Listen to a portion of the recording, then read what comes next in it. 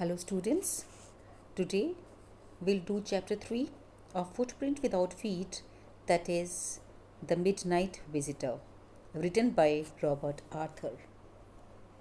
Let us read few lines about the author. Robert J. Arthur was born on November 10, 1909 and he died in May 2, 1969.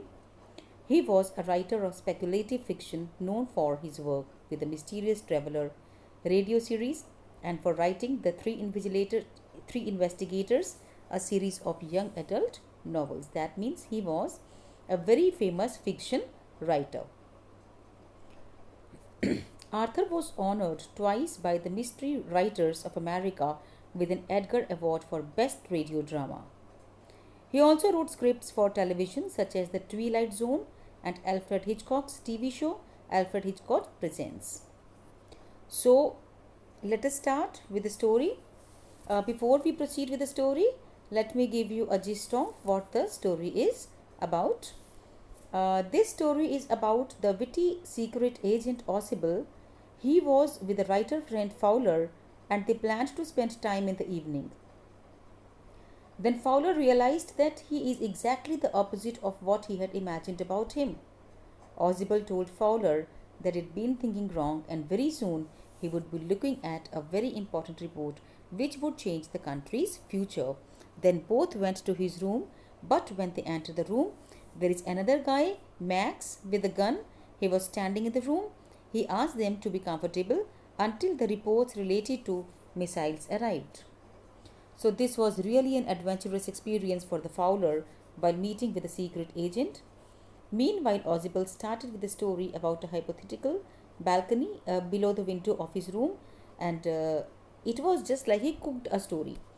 While this conversation was going on, someone was continuously knocking at the door, and Ossible said that the police were at the door and it is come to check him and his room on a regular basis. Max, pointing his gun towards both of them, said that he would be waiting in the balcony, and during this time Ossible should send away the police, otherwise he would shoot them. So students, now let us start with the chapter. The midnight visitor, Ossible, a secret agent, is expecting to get a very important report. Another secret agent, Max, threatens him with a pistol, demanding that report. Does Ossible outwit him? That we will find out in the story. We'll see that how is Ossible different from other secret agents? Who is Fowler? And what is his first authentic thrill of the day? Ossible did not fit any description of a secret agent Fowler had ever read. Following him down the musty corridor, musty means bad smelling, corridor of the gloomy French hotel. Gloomy is dark. French hotel where Ossible had a room. Fowler felt let down. That means he was very much disappointed. It was a small room on the 6th and top floor and scarcely a setting for a romantic adventure. Ossible was, for one thing, fat, very fat, and then there was his accent. Though he spoke French and German passably, that means which was, tolerably well. So he had never altogether lost the American accent he had brought to Paris from Boston 20 years ago. You are disappointed, Ossible said wheezily over his shoulder. You were told that I was a secret agent, a spy, dealing in espionage. Espionage means one who practices spying. Dealing in espionage and danger, and you wish to meet me because you are a writer, young and romantic. You envisioned mysterious figures in the night, the crack of pistols, drugs in the wine. Instead, you have spent a dull evening in a French music hall with a sloppy fat man who, instead of having messages slipped into his hand by dark-eyed beauties, gets only a prosaic telephonic calls. Making an appointment in his room, you have been bored. The fat man chuckled to himself as he unlocked the door of his room and stood aside to let his frustrated guest enter. So, students, here in the beginning, we see that Fowler, who is a young romantic writer, he meets Ossible, and he has come to meet a secret agent, Ossible, in his office. And actually, he had come to gather some materials for his book on secret agents. Like all people, Fowler had also formed quite a romantic picture of the secret agent as represented in books and films. But Ossible did not fit any description of a secret agent, because Ossible though was a secret agent, but he did not look like that, as he was very fat but not very much tall. Still, he was much alert in his mind. And Ossible had a room on the sixth floor in a French hotel. And Ossible told him that after that, we see Ossible did not fit any description, so Fowler had ever read or imagined. So Fowler was very much disappointed seeing this. Ossible's office was also in a very small room on the sixth floor and top floor, and he was a slopy, fat man. He had an American accent. Ossible himself felt that Fowler was very much disappointed after meeting him, because whatever Fowler had thought of the physical appearance of the secret agent, which we have we have been seeing, like till now. For example, James Bond, if we see a secret agent, what kind of a physical appearance, the long coat he wears, then a hat he wears, glasses, goggles, glares he wears. So Ossible was exactly opposite of what the physical appearance one thinks of the secret agents, as he did not fit that kind of physical appearance. You are illusioned, Ossible told him. But take cheer, my young friend. Presently you will see a paper, a quite important paper, for which several men and women have risked their lives. Come to me. Someday soon that paper may well affect the course of history. In that thought is drama, is there not? As he spoke, Ossible closed the door behind him. Then he switched on the light. And as the light came on, Fowler had his first authentic thrill of the day. For halfway across the room, a small automatic pistol in his hand, stood a man. Ossible blinked a few times. Max, he whizzed. You gave me quite a start. I thought you were in Berlin. And what are you doing here in my room? So, now Ossible told Fowler that he had a very important paper in his custody, and someday that paper might well affect the course of history. Then Ossible switched on the light. Fowler had his first authentic thrill of the day. He saw a man with a small automatic pistol in his hand. Now, this man was Max. Max was slender, a little less than tall, with features that suggested slightly the crafty, pointed countenance. Countenance means face structure of a fox. And there was about him, aside from the gun, nothing especially menacing. And the report he murmured, the report that is being brought to you tonight concerning some new missiles. I thought I would take it from you. It will be safer in my hands than in yours. So, students, now Max has entered with a pistol in his hand, and Ossible was very much stunned to see Max in his room with a pistol, because he had thought that he was in Berlin. Max was slender, crafty, and had the face of a fox. And there was nothing menacing about Max except his pistol. Max demanded the important report concerning some new missiles that was in the custody of Ossible, because he wanted to take it from Ossible. So let us see what story Ossible cooks up about balcony. Ossible moved to an armchair and sat down heavily.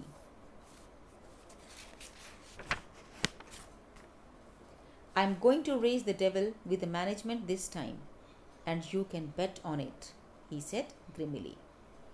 This is the second time in a month that somebody has got into my room through that nuisance of a balcony. Fowler's eyes went to the single window of the room. It was an ordinary window, against which now the night was pressing blackly. Balcony? Max said with a rising inflection. Not a passkey? I did not know about the balcony. It might have saved me some trouble had I known. It's not my balcony, Ozibel said with extreme irritation. It belongs to the next apartment. Next apartment means the apartment which was just adjacent to where Ozibel had the apartment.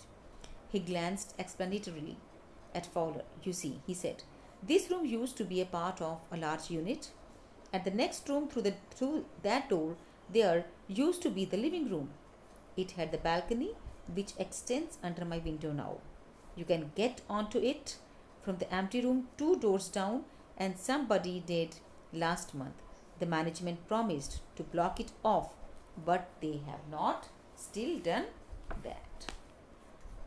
So, here we see that Ozibel has cooked up a story about the balcony. On the spur of the moment, Ozibel cooked up a story. He told Fowler and Max that his balcony below the window had become a big nuisance, and it was the second time in a month that somebody had got into his room from there. Max showed his ignorance about the balcony and told that he entered through a passkey, and Ozibel told Max that the balcony actually belonged to the other apartment and it is extended under his window. So we'll see now that there is some knocking at the door. Now Max glanced at Fowler, who was standing stiffly not far from Ozibel, and waved the gun with a commanding gesture. Please sit down, he said. We have a wait of half an hour, I think. 31 minutes, Ozibel said moodily. The appointment was for 12:30. I wish I knew how you learned about that report, Max. The little spy smiled evilly, and we wish we knew how your people got the report. But no harm has been done. I will get it back tonight. What is that? Who is at the door? Fowler jumped at the sudden knocking at the door. Ozibel just smiled. That will be the police, he said. I thought that such an important paper as the one we are waiting for should have a little extra protection. I told them to check on me to make sure everything was all right. Max bit his lip nervously. The knocking was repeated. What will you do now, Max? Ozibel asked. If I do not answer the door, they will enter anyway, and the door is unlocked and they will not hesitate to shoot. So this is how Ozibel has created the story. Now here students, in the picture also you can very well see about this Ozibel, the physical appearance of the Ozibel you can see.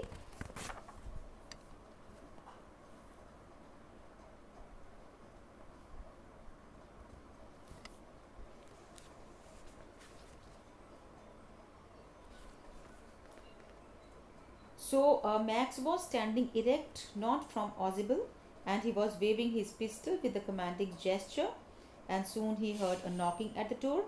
Ozibel cooked up another story at once. He told Max that it should be the police. He had a very important paper with him. It needed a little extra protection. He had told the police to check on him to make sure that everything was all right. Fowler jumped aside. Max bit his lip nervously. Ozibel threatened Max that the police would enter soon as the door was unlocked and they would not hesitate to shoot. So Max's face was black with anger as he backed swiftly towards the window. He swung a leg over the sill. Send them away, he warned. I will wait on the balcony. Send them away or I'll shoot and take my chances. The knocking at the door became louder and a voice was raised. Mr. Ozibel, Mr. Ozibel. Keeping his body twisted so that his gun still covered the fat man and his guest, the man at the window grasped the frame with his free hand to support himself. Then he swung his other leg up and over the window sill. The doorknob turned swiftly. Max pushed with his left hand to free himself from the sill and dropped to the balcony. And then, as he dropped, he screamed once shrilly.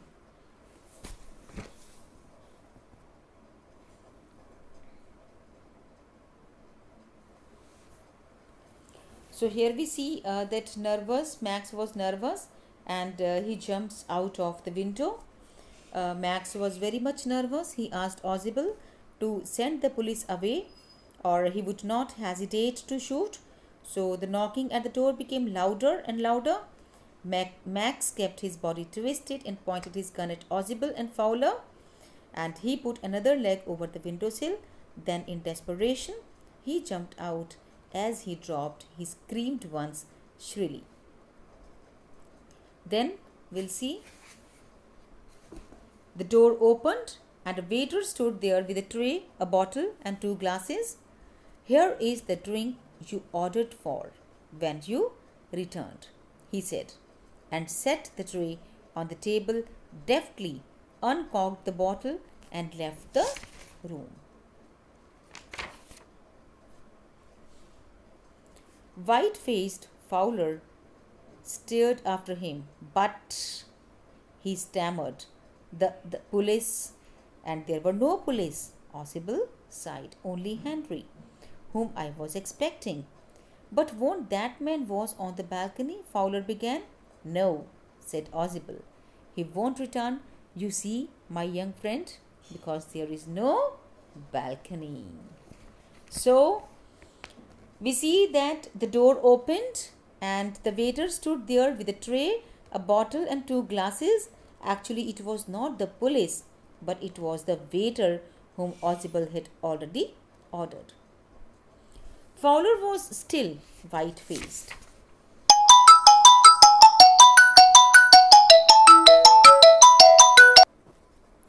So he asked about the man who jumped out on the balcony, and Ozzyble assured Fowler that Max would not return because there was no balcony below the window.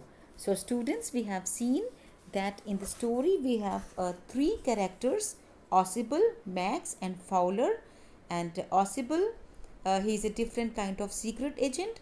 Generally, secret agents that are described in detective books and shown in films are very smart and gun-friendly. Wine and dark-eyed beauties are associated with them. However, Ozzyble does not present such a romantic picture. He is very fat and sloppy, and physically he may be fat, but mentally he is very quick-witted. He knows all the tricks of his trade. He is very quick to react and can cook up stories that may fit in all kinds of situations.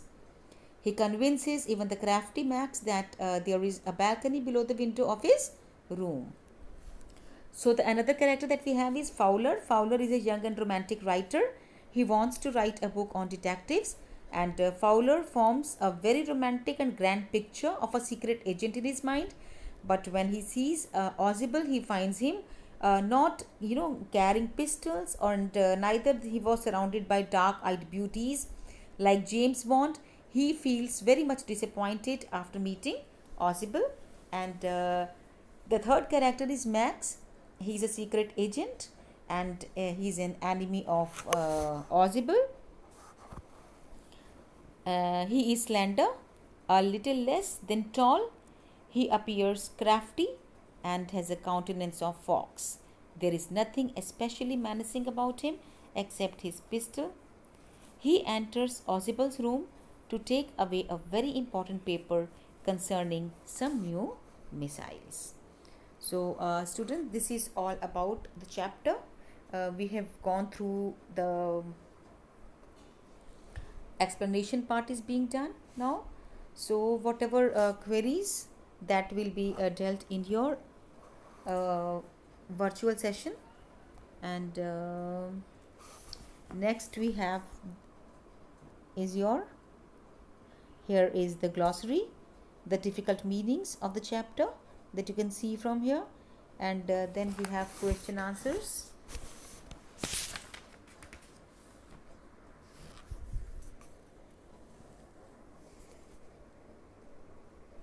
So here now I end the chapter. So students, I hope the chapter is clear to all of you, and the more detailed explanation will be doing again in the virtual session. And till then, goodbye all of you.